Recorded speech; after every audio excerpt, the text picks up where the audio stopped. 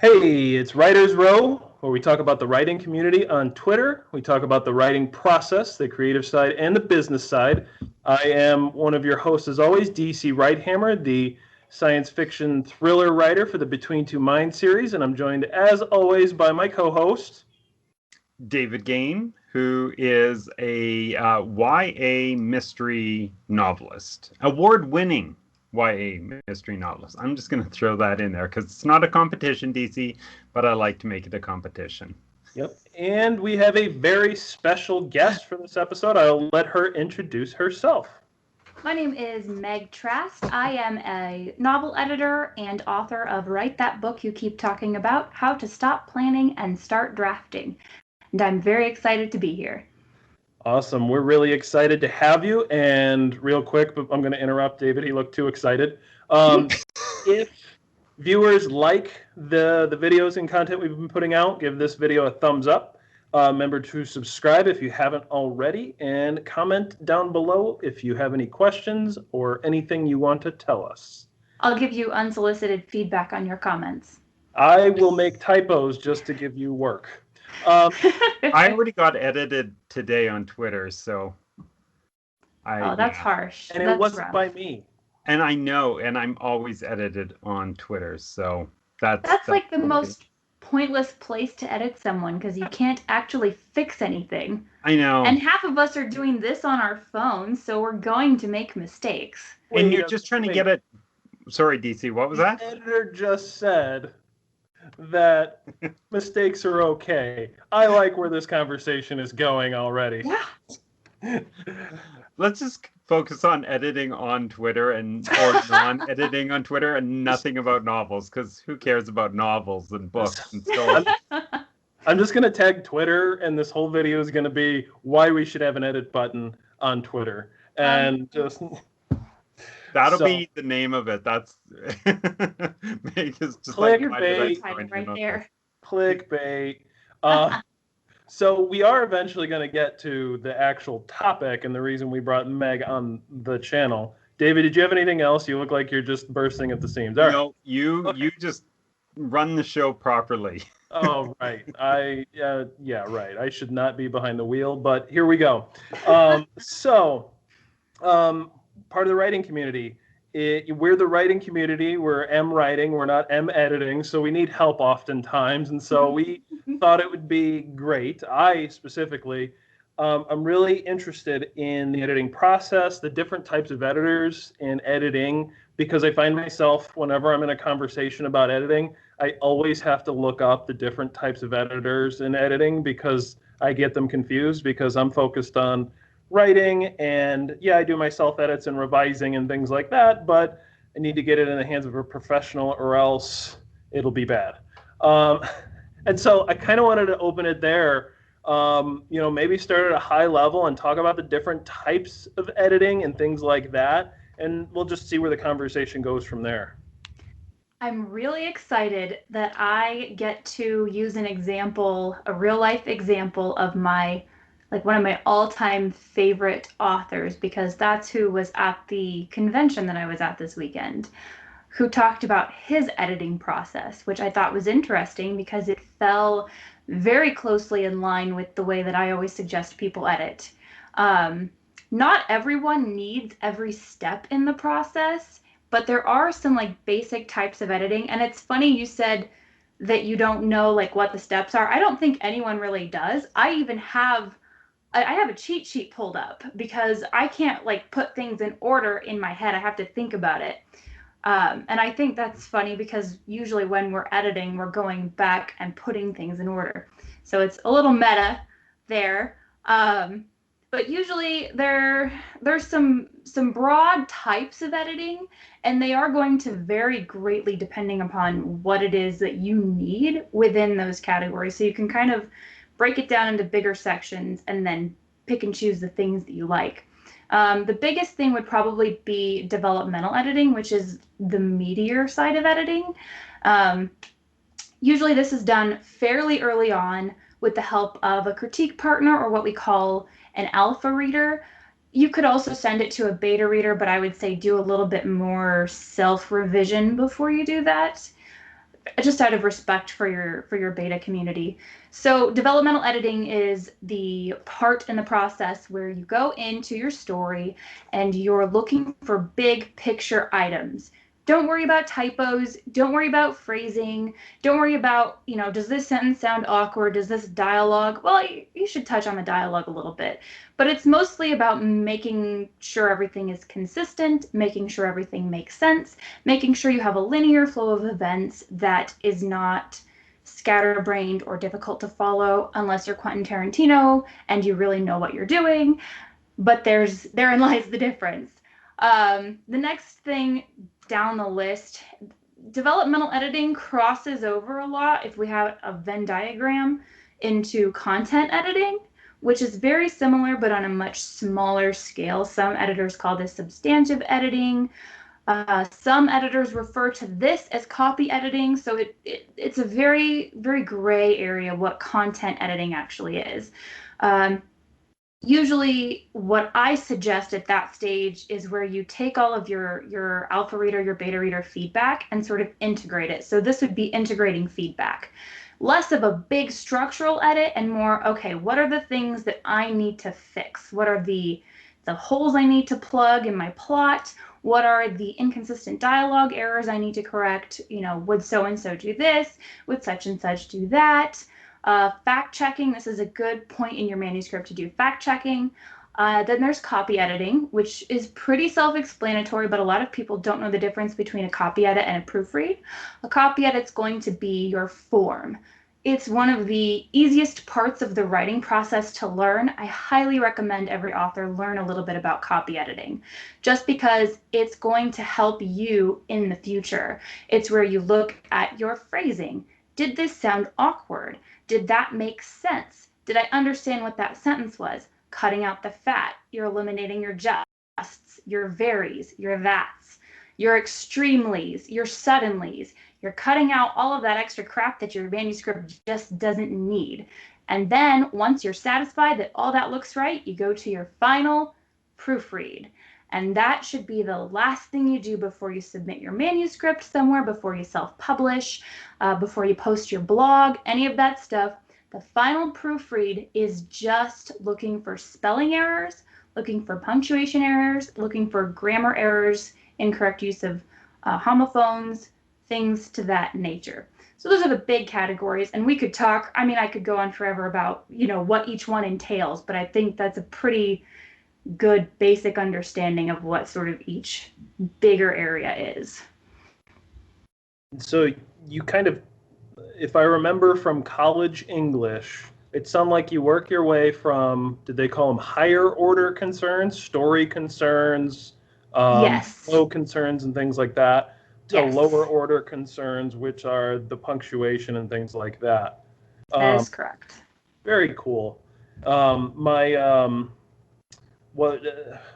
wife actually did some work in that area, and she came up with a third interpersonal level concerns that were more about the meta experience that people would have while they're reading, and you want to edit for that if you're doing any kind of psychological writing, if you're doing, especially like if you're doing actual studies and things like that. What is the interpersonal communication you're having on that next level with your reader? And so she kind of got a little far out with it and lost me.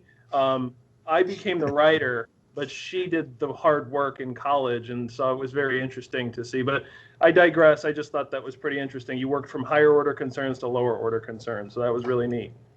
It's that was actually a topic that we kind of kept coming back to at the convention over the weekend. Your purpose, most novelists are trying to tell a story, and it's not always like a physical, character A went here, did this thing, there was some magic. A lot of times it's a personal story. It's the plot doesn't necessarily have to do with the things happening around the character, but with what the character is experiencing and how they're growing and changing as a person and as a character. It's important to have character development in any story, but some books focus on that as the primary plot, and then the things happening around them are the secondary plot, or the sort of the story development.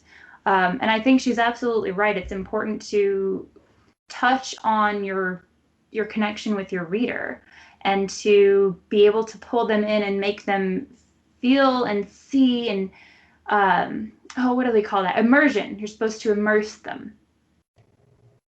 So when people come to you, what are they usually looking for? And is it the same thing that you are wanting to give back to them? I do offer the lower order edits for authors who have more of an idea of where they want to be at the end. But mostly who I work with is people who are looking for those bigger structural edits and looking to see, well, this character, I want them to come across this way, but they aren't, and I'm not understanding why. And those are the people that I primarily work with, is people who are looking for that. And how much time do you invest in one of those kind of sessions, do you find? I know it varies depending on the situation. It's very, very situational. It's very dependent upon how much the author already sort of knows and understands that stuff. If they're just looking for like someone to bounce ideas off of, or if they need someone to literally teach them how to communicate those thoughts. So it's I would say it's based on the author and their current knowledge, and then how familiar am I with what they're trying to communicate. I can talk about a 18-year-old girl going off on her own for the first time because that's the place that I've been, but I can't tell you about a Gulf War vet coming home and how they experience the world. So it really depends on how familiar I am with it, and a lot of times I have to get more information from the author and sort of help them tell me what they're looking for. And then the other side of it, where it's the small the copy editing and the proofreading and everything like that, do you encourage the author to do that? Do you like to get it as strong as possible before they send it to you? Do you have any hints or tips before they would send it to somebody to do that kind of stuff? Yeah, loads. The thing is, the more self-editing you do, the more your voice is preserved within the manuscript. So the less you have your editor trying to fix your phrasing or change your wording, the more of your original intent is communicated through the final product. So I think it's good to, if you're able to, do as much of that as you can, because and then you can discern better as well. Like, well, my editor made this change, but I don't think it was the right change in this place because this is what I actually meant to communicate. Whereas if you don't know as much about copy editing, then it's harder for you to sort of make those calls, make those judgment calls. I did have an author I ran into at the convention this weekend handed me his book after I spoke on a panel, and he was like, I just want you to read this and give me your opinion. And I just finished it today. And I was like, my first opinion is that you need a better editor, because I don't feel like your voice was preserved. And we talked about that, and he was in agreement with me that he felt like his editor changed things in a way that didn't help clarify anything, that made it more ambiguous and muddied his intended narrative. So I think that's where it's really important to be able to say, no, you're wrong. And there's nothing wrong with telling an editor that they're wrong. I think you should listen because they have the experience and they often do know what they're talking about. But if you don't feel like they're listening to you, or like they're preserving your voice through the narrative, say, no, this isn't right. What else can we do to fix this? Is there a way you can approach someone you're considering for editing? Is there a conversation you can have beforehand to get a sense that they are on the same page as you are? Oh, absolutely. I would say ask for sample edits first and foremost. Of Any your editor own or somebody else's that they've done? For your own. You should be able to say, how big of a sample will you give me? Send them a piece from your project and have them edit it, whatever you're trying to do. That's harder to do for developmental editing because it's unless they have the whole picture, it's really hard to see what their final feedback's going to be. But for the lower tiers, copy editing and the proofreading, I would say that's super easy. You can send them something with intentional mistakes in it and see what their response is. They're any editor with their mettle is going to give you something to look at that that you work together on. Go ahead. I didn't mean to cut you off, but I like where this is going because I think in the writing community on Twitter and just all the, especially independent authors that I've met, money is a huge factor.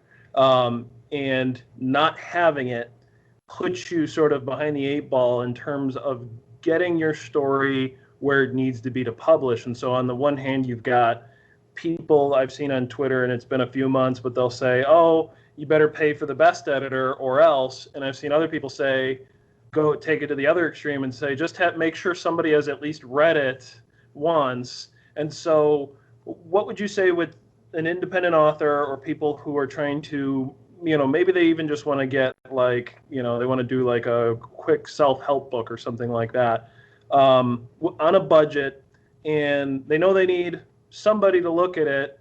Walk me through the process, and if you heard about somebody like that, what you might recommend for them. If you're self-publishing, always, always, always hire a proofreader. Please just hire a proofreader. It's so inexpensive, and it will save you so much headache when you get your book on Amazon and you're missing periods on the first page. For crying out loud, please just hire somebody to do a final proofread. If you do nothing else, please do that. The flip side of that, if you're doing traditional publishing, you do not need a proofreader. You need more of the developmental stuff, which you can get from critique partners and from beta readers. You can get a lot of that stuff for free. And I don't know if you guys were around. There was a debacle. Myself and CD Tavener were kind of at the forefront of it with another high-profile editor who I will not name, who wound up blocking us all on Twitter. Who charges exorbitant amounts of money, and I'll tell you guys about it in private later if you want. Yep. Charges exorbitant amounts of money, and I have seen the work that editor puts out, and I know that those people who are paying those prices are absolutely not getting their money's worth. A good editor is not going to cost you thousands of dollars. They're just not. I don't really even know where to go from there. You're going to have to pay some money for a good editor, especially if you're at an early stage of writing where you don't really know what you're doing. But you, first off, don't have to have an editor. And second, money more expensive does not always equal better. And that's why it's important to go in with that sample edit and sort of, feel your editor out. You can even maybe arrange a phone call with them. I'll always talk on the phone with a prospective author client or on Skype, just to see how they communicate, how you bounce off each other. A lot of the editor-author relationship is just about vibes. What kind of vibes do you get from this person? So if you take your advice, you might hire a proofreader, and you might do some developmental work, and you end up paying some money, and you get to the end, and maybe even, you didn't catch it, but you self-publish, and you actually have some mistakes in your book, or like you're finding things after an edit, like that you paid for. Yeah, and I might have had that happen to me. But it's sort of a mortifying feeling that it got through. You paid all this money, you got to the end. You can only read it so much before your eyes go crossed and catch everything. How do you handle that situation? I know there's always re-edits, but when you feel like you maybe didn't get value for your money. That would be really tricky because value for your money is super subjective. I used to deal with that a lot in the apartment industry where people would say, well, I just don't feel like I should be paying this much for this apartment. And that would really just depend on what the issues were and how far in advance could you see them coming. For that final edit, besides a re-edit, I think it would depend on the editor whether they would want to issue you a refund or if they would want to, give you something else of a higher quality, pay for a different editor. I think it would really just be case by case. Yeah. I know I haven't had that kind of, problem yet, so I don't know how I would handle it. I did early on give some feedback that was created more confusion for the author than it solved, but fortunately, we were able to sort of work through it and come to a point where she was happy. At least as far as I could tell. I asked several times, so she could have been lying, but that's another reason it's really important to feel out your editor too and see, are they the type of honest, hardworking person who is going to give me their best work and to honor if I don't feel like I've gotten that from them. What's the expected turnaround time on work that you do edit? Like, let's say 1,000 words, how long would that take usually, or should be expected? And I know it would be case to case, of course, but it fluctuates. Like for me, when I'm doing a bigger project, a lot of times I'll cruise through 10,000 words and then get stuck on 200 and just be sort of bashing my head. And editors, just like writers, have stuck spots where I can't make a connection here. I can't see like what it was the author's trying to work through. But typically I allow for about 5,000 words a day, like minimum. I know that I can do at least 5,000 words a day. And depending on the type of edit, like a proofread, I can do like a 90,000 word proofread in like a week and a half. Okay. And that's with attention to detail. If I go any faster than that, I start to skim and then I miss stuff.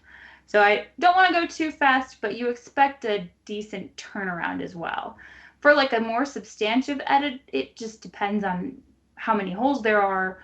I've had 90,000 word manuscripts take 2 weeks. C.D. Taverner's book, second book in his series, took me 3 days, and it's about 75,000 words. So it depends on the author. and when you're doing, say, a proofread, and you're doing it at that, how are you approaching it? And I'm asking this also as like maybe some advice for other authors out there who are like, how do I do this kind of an edit? Yeah. What's your approach? So depends on the edit, I guess. Are you talking about a copy edit or a proofread?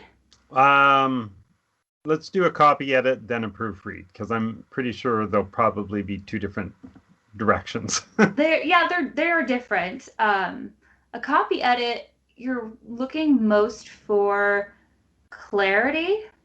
Sometimes it's hard to spot your problems when you're reading in your head. I suggest reading it out loud to somebody. I actually have my friend C.G. Bright, who lives in Ireland. We'll send each other stuff, or just even a sentence like this doesn't look right to me. Why? So having other friends who also write, they don't have to be local to you. Having a writers group can be good if it's the right kind of writers group. But you're really just, how does it read? How does it sound? Put it aside for a while. My favorite thing to do is put away a book that I think is garbage and then come back to it 3 weeks later and go, oh, this is fine. What was I worried about? Sometimes you just get too close and you're just beating your head over it and admonishing yourself when you shouldn't be. Or sometimes you think, man, this is great. I can't wait to publish this. And then you look at it 3 days later and you're like, whoa, I was wrong. I did a bad thing.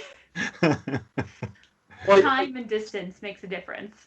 And I think that's why the editor-author relationship is so important, because you do have to basically tell them, hey, your work isn't all angels and butterflies, and it's good to go right now. They hire you for a reason. And so, I guess this is more advice than it is a question, but really going open-minded. It doesn't mean, like you said earlier in the show, that the editor is the end-all be-all, but like you said, they have a good perspective.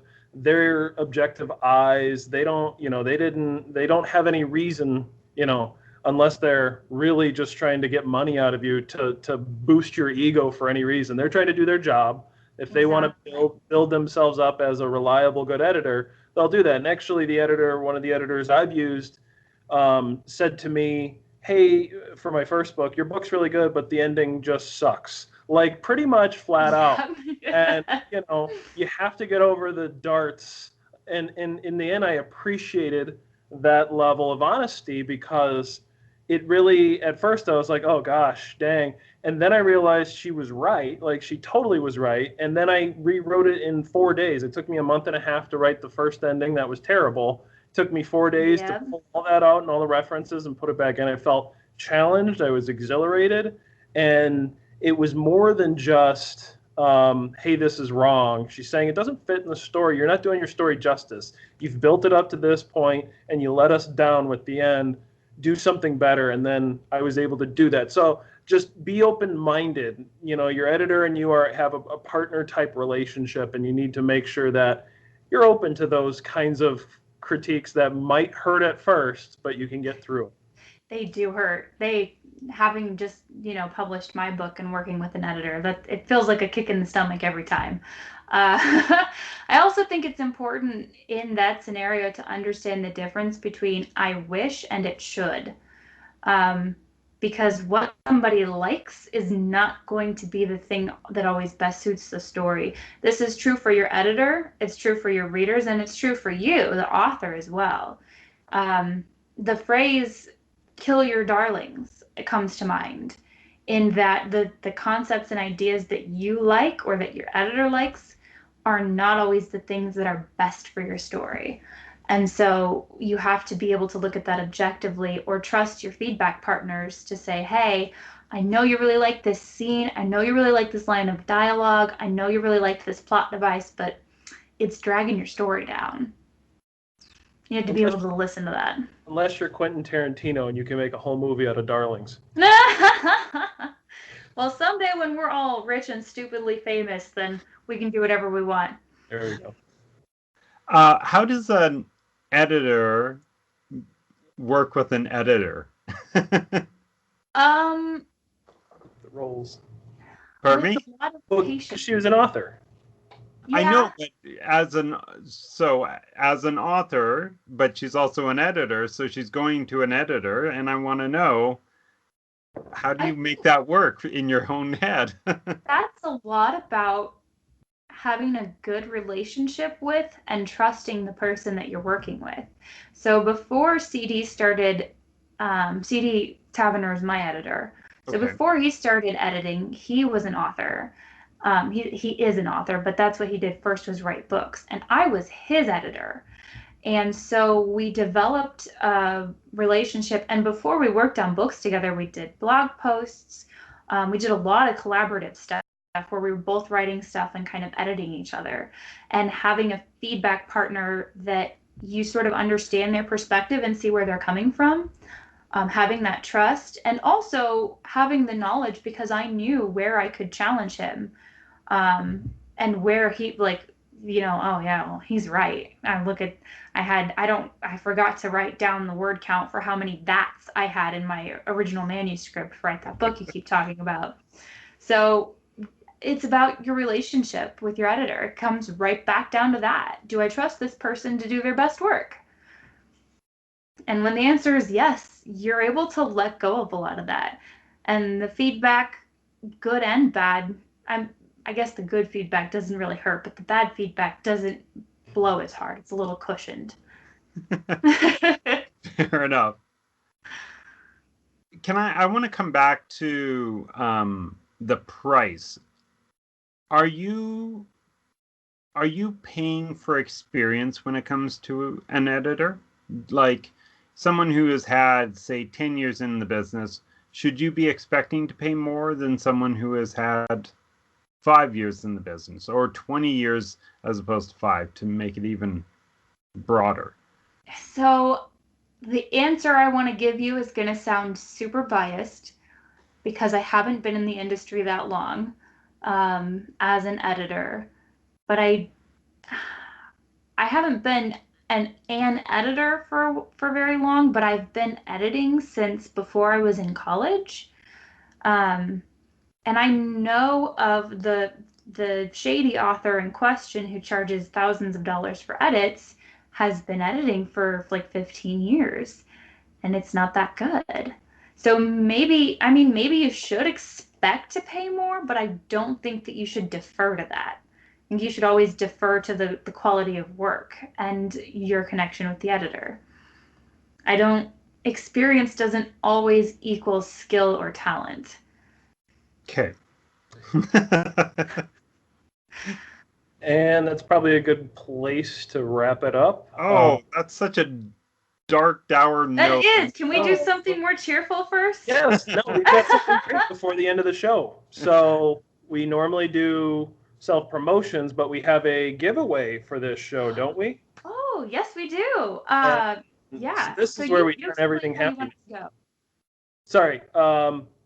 Let's go ahead and do it. Go ahead and let everyone know. I will give description on how to win this giveaway in the description down below. So, but we'll tell you what it is, and then we'll let you know in the description. Okay. Are we only giving it away to one person? That's up to you. Okay. So right now, if you're subscribed to this channel and you're following all of us on Twitter, and then whatever other rules DC has set forth, I am giving away 5,000 words in edits. This can be a short story, flash fiction, whatever you have in your arsenal. Could be the first 5,000 off a novel, and I'm giving that away for absolutely free as a quality editor, and you can get a good examination of what that is. It's even more than like a sample edit, right? Because sample edits are usually shorter than that. So the sample edit's usually like 500 to 1,000 words. Yeah. So I guess, you don't even need to get the sample edit. You get it with the 5,000. Yeah. And so I'll throw on the sample edit as well. There we go. You're giving away how many? One? The 1,000 for the sample, and then the first 5,000. Okay. You're only giving away 5,000, like you said. And a 1. Number of gifts. How many giveaways? Number of giveaways. 5. We'll do 5. You're going to give away 5,000? Let's do 5. Look at that. 5,000 word edits. That's 1 week of work for me. 5 different people. The same person can't win and get 25,000 words. Absolutely not. So, be subscribed to this episode or this whole show, whole channel. Give the episode a thumbs up if you want. And make sure you're following us on Twitter. I'll put all that in the description below, and I will also put it in a tweet that will go out. And so, I really appreciate you coming on the show, Meg. I think editing there's a lot of mysticism behind it and confusion and question, and there shouldn't be, and that's why we do things like this on Writer's Row. So I really appreciate it. Absolutely, my pleasure. Thanks, Meg. I can talk forever. I'm very, I don't know what the word is, but I like to talk about what I do. Awesome. That's why I do it. We appreciate it, and so thank you. Thanks everyone for staying this long and watching to find out about the giveaway, and we'll catch you next time. Sounds good. Bye. Bye.